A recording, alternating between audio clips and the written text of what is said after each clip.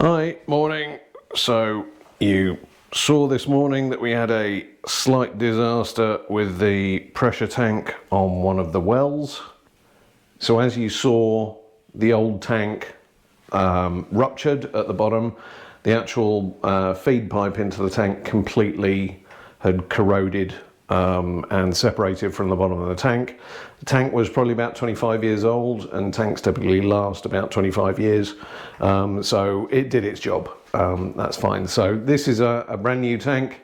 It's slightly larger than the one we had before. And it's a 30-50 matching tank, and I'll take you through what 30-50 means.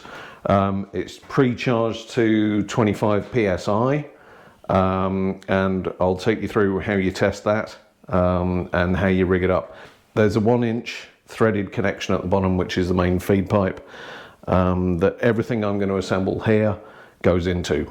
So it's best to try and pre-assemble it before taking it out to the actual site. Let me take you through all of the parts you're going to need for a pressure tank replacement and the wellhead system itself. So you're going to start with a T, which is what we've got here. This goes straight into the bottom of the tank, threaded connection. All of the threaded connections will be covered with PTFE tape. In this instance, I'd normally use pipe dope or thread sealant because it tends to set harder, stronger. But in this case, we're in a bit of a rush. So we need to get the water flowing back into the house from the main well. So what you've got here is you've got a 1-inch connection, 1-inch connection on the end, 1-inch connection on either side. You've got 2 half-inch connections and then 2 1/4-inch connections. And all of the elements that I'm going to show you will assemble into these configurations. So if the main 1-inch connection is going into the tank, then I've broken this down into 2 parts on either side that match up to their corresponding positions on the pipe. So we'll start with a check valve to make sure that water doesn't flow back into the well once it's come out of the well, because that would be rather inconvenient. So this is a 200-pound check valve, and you'll see that there's a small arrow just engraved on it, and that's for the direction of the water flow. So that's the first part that goes onto the T, like that. And then you have the connector to go onto the PEX that comes in from the pump. So that's another 1-inch connection, and that goes into the end of the check valve, like that. And then we have a pressure relief valve, and this is a 1/2-inch fitting, very important. This is a 75-pound pressure release valve, which basically means if the water pressure coming through this pipe gets above 75 pounds, it'll automatically open and water will flow out of it to relieve the pressure on the system, so things don't start creaking and cracking and blowing. So that goes into this fitting here. If I can get thread to bite, there we go. So like that. And then you have a pressure gauge, goes up to 100 psi. That's just to keep an eye on the pressure as the system actually runs. That goes into the 1/4 inch on the right hand side. So these all seem slightly loose at the moment, and that's obviously because don't want to tighten it too much, and the PTFE will be going around the threads, and I'll show you how to do that in a minute as well. Right, over to the left hand side. Number 1 on the left hand side is a 1-inch cut-off ball valve. This allows you to make sure that the flow can be isolated on the system. So that then goes onto the end here.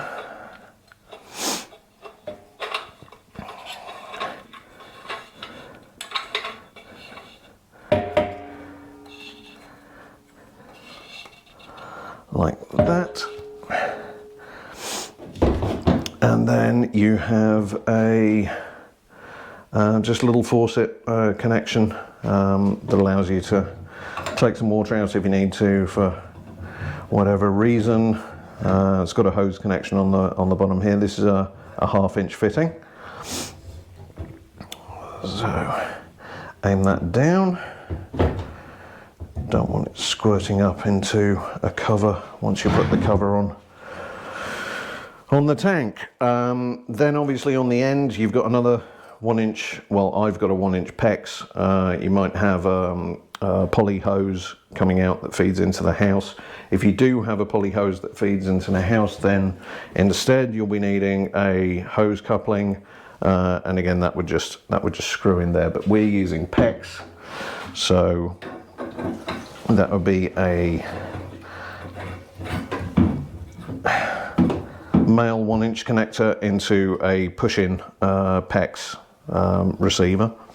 And then you have a, well, I got a 4 inch long 1/4 inch brass nipple, and you put that into the 4 inch like that, and on top of that goes the pressure relief switch. Now this is what I referred to earlier in terms of the 30-50 with the tank. This is 30-50 matched.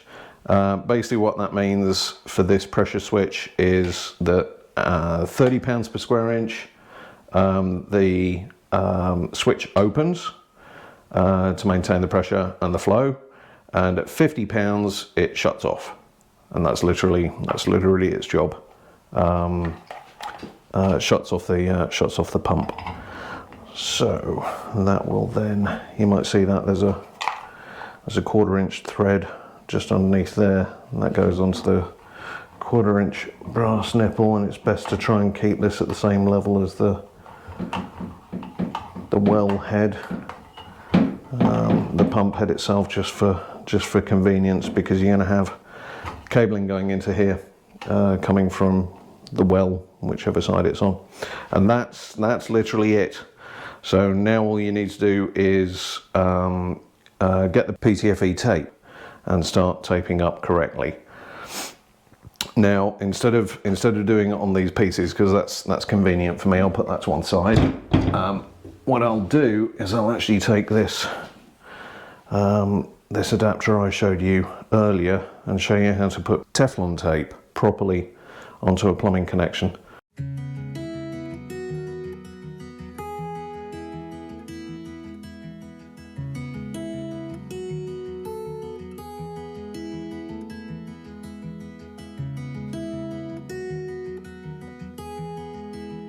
You can see it's pretty thin,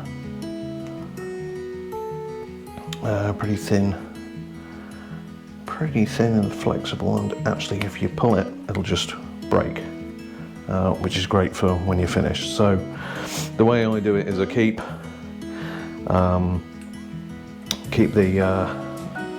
the connection in my left hand, and then I put the tape on loosely for the first turn,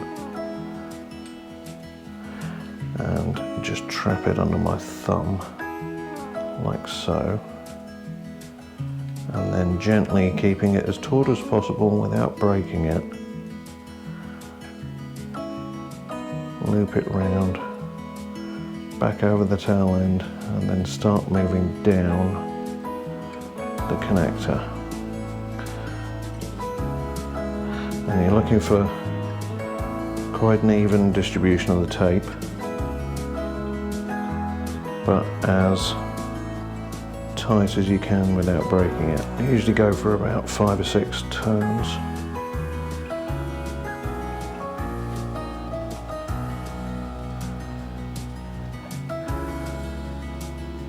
So let's say we end it there, and at that point simply get the tape, pull it, and smooth the remaining piece of the tape down like that, and just run your finger around.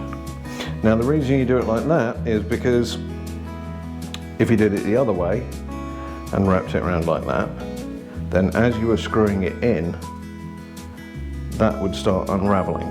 So if you do it that way, and you go with the thread clockwise, then as you're screwing it in, the coupler that you're screwing it into will actually tighten around and go with the direction of the thread and the direction of the tape. And that'll lead you to a pretty smooth connection. I'm actually quite proud of that, so I'll leave that one on. Okay, so I'll do the same thing for everything on the T. Get it ready for fitting into the tank, and obviously I'll be putting some tape on the end connector, the 1-inch end connector. So once the tape's on, I'll slide that straight through that hole into the receiving coupling underneath the tank. Tighten that up, get this nice and level. Feel free to use dope if you've got time to use dope. This is typically the kind of pipe thread sealant or dope that folks use. The challenge with this stuff is the time it actually takes to set. So, and it never sets rock solid. It's designed to be, you know, non-hardening. So it stays relatively flexible on the joint, because obviously joints expand and contract, and it's good to have something that expands and contracts with it as well. But unless you want to take this entire configuration off and put it in a 200-degree environment for 1 hour, that's how long it will take to cure. Under normal circumstances, this takes up to 24 hours, and I obviously don't have 24 hours because I need to get the water running again into the house. So I'll be using the tape. So we were talking earlier on about the pressure inside the tank, and the tank being suited for 30-50. The ideal pressure is 2 psi under the minimum. So we're looking at 28 psi for this. On top of the tank, you usually got a little cover that goes over a valve here, and this is just the same as you get on tyres. So in order to be able to test the pressure inside the tank, just use a tyre gauge, and I've got one that I use here for my own needs, and you can see that it's reading 29.2-ish psi, so that's just a bit above where we need it. So let's let out some air. 28.4, that should be okay. And then put the cover back on. And we're ready to rock with the tank. And here's the finished article, all installed and working with no leaks. As you can see, all the gaps with the PTFE tape are roughly the same, which is a good guide when understanding how to apply how much pressure, how many turns to take when fitting the assembly together. When you first turn on the system, it should only take a few seconds for the tank to come up to pressure.